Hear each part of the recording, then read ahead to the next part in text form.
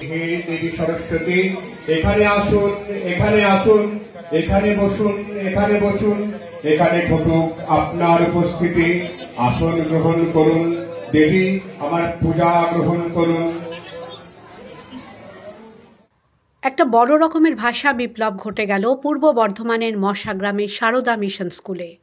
সংস্কৃত মন্ত্রের পরিবর্তে এখানে সরস্বতীর আরাধনা হলো সম্পূর্ণ বাংলায় লেখা মন্ত্রে। এই ঘটনা চাক্ষুষ করতে ছুটে এসেছিলেন ভাষাবিদ পবিত্র সরকার। কবিতার ছন্দে এই মন্ত্রের অনুবাদ করেছেন কবি মারুত কাশ্যপ। পবিত্রবাবুর কথায় শহর থেকে দূরে বাংলায় মন্ত্রোচ্চারণ করে সরস্বতী পুজো একটা অভিনব ঘটনা, তাতে কোনো সন্দেহ নেই। প্রথমবার বাংলায় অঞ্জলি দিয়ে ছাত্রী প্রেমজ্যোতি ঘোষ জানায়, এর আগে মানে না বুঝেই অঞ্জলি দিয়েছে, এই প্রথম মানে বুঝে অঞ্জলি দিল। ওম হে মহাভাগী সরস্বতী, বিদ্যে কমল নয়না, অমল নয়ন তোমার বিশ্বরূপা, জ্ঞান দাও, বিদ্যা দাও, তোমার চরণে প্রার্থনা। এই প্রথমবার বাংলাতে অঞ্জলি দিলাম, খুবই ভালো লাগলো। ছোটবেলা থেকে তো সংস্কৃততে অঞ্জলি দিয়ে আসছি, মানে পুরোহিতরা বলতো আমরা সেটাকে উচ্চারণ করতাম, কিন্তু এর মানে আমরা কিছুই বুঝতাম না, কোনো মানে বুঝতাম না, শুধুই আমরা অঞ্জলি দিতাম। কিন্তু আজকে যে আমাদের অঞ্জলি হলো, সেটা পুরো মানে বুঝে নিজের মাতৃভাষায় অঞ্জলি দিলাম, সত্যি খুব ভালো লাগলো। বিষয়টি মাথায় এসেছিল সারদা মিশনের অধ্যক্ষ চন্দন সাধুখার। তারপরেই কবি মারুত কাশ্যপকে এই কাজের দায়িত্ব নিতে বলেছিলেন তিনি।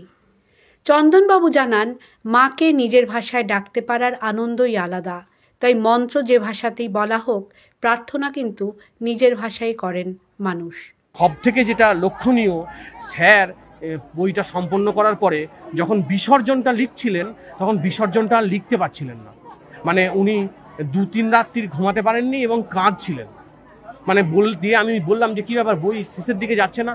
তো উনি বললেন যে দেখুন, যে মাকে এতদিন আমি তৈরি করলাম, লালন পালন করলাম, আমি বিসর্জনটা লিখতে পারছি না। তখন আমি অনুভব করলাম যে এই কাজ মানে মা শারদার আশীর্বাদে হয়তো উনি একটা অলৌকিক শক্তির মধ্যে দিয়েই কাজটা সম্পন্ন করেছেন। অনুবাদক মারুত কাশ্যপ জানান, প্রথমে অনেক দ্বিধা নিয়েই এই কাজে হাত দিয়েছিলেন, যত এগিয়েছে তৃপ্তি বেড়েছে। কবিতার ছন্দে মন্ত্রে গেঁথেছেন এর মাধুর্য ফুটিয়ে তোলার জন্য। আমি এটা বাংলাতে লিখেছি ঠিকই, কিন্তু শাস্ত্র মেনে, শাস্ত্রবিধি মেনে লিখেছি। এখানে এমনকি দেখা যাবে যে অন্যান্য সরস্বতী পুজোর বইয়ে সেসব নেই, মন্ত্র নেই। আমি অন্যান্য জায়গা থেকে সেগুলো সংগ্রহ করেছি, অন্যান্য শাস্ত্রগ্রন্থ থেকে সংগ্রহ করেছি, দিয়ে করেছি। এবং এটা করতে গিয়ে যেহেতু বাংলায় করছি, বাংলা কবিতাকারে করছি, সমসাময়িক বাংলা ভাষায়, সেইটা তো অবশ্যই কখনো কখনো আমার কাছে কঠিন মনে হয়েছে, কিন্তু সেটাকে আমি পেরিয়ে উত্তীর্ণ হতে পেরেছি, সেটা মা শারদা এবং সরস্বতীর ইচ্ছা।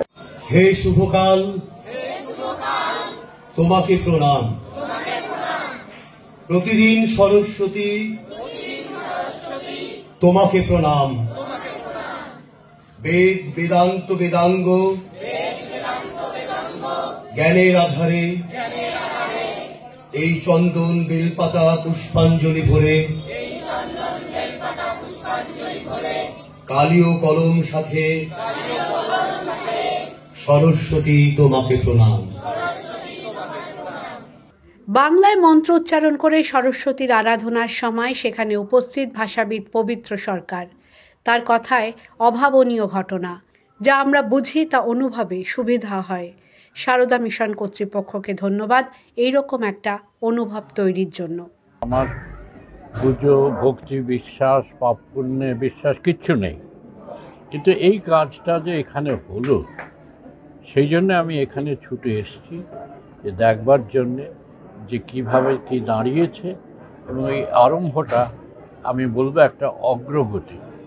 আমি অন্য প্রসঙ্গে গিয়ে একটা কথা বলি। এই যে ইংরেজির মাধ্যমে পড়াশোনা করে ছেলেমেয়েরা, সেইটা নিয়ে আমার আপত্তি আছে, সবাই জানে। তো ইউনেস্কো বলে যে প্রতিষ্ঠান আছে একেবারে রাষ্ট্রসংঘে, তাদের একটা এই ব্যাপারে কথা আছে, ইংরেজিতে বলছি, যে I don't learn what I don't understand. আমি যেটা বুঝতে পারি না সেটা আমি শিখি না। আমি বলবো এই মন্ত্রের ব্যাপারেও এই কথাটা বলা যায় যে I don't feel what I don't understand. আমি যা বুঝি না সেটা আমি অনুভব করি না। আর মন্ত্রটা তো এক ভক্তি নিবেদন, ভক্তিটা অনুভবের ব্যাপার, কাজে এটা অনুভব করার ব্যাপার আছে। কিন্তু আমরা এতদিন মুখস্থ বা পাখি পড়ার মতো মন্ত্র পড়ে এসেছি, আমরা অনুভব করিনি। যে যারা দেবতাকে বিশ্বাস করি, যারা ভক্তি দেখাতে চাই, তারা আমাদের মনের মধ্যে প্রাণের মধ্যে অনুভব করিনি। এই অভাবনীয় কাজ শেষ করতে কম করে 1 বছর সময় লাগবে বলে ভেবেছিল স্কুল কর্তৃপক্ষ, কিন্তু অনেক কম সময়েই শেষ করা গেছে এই কাজ। The world bureau.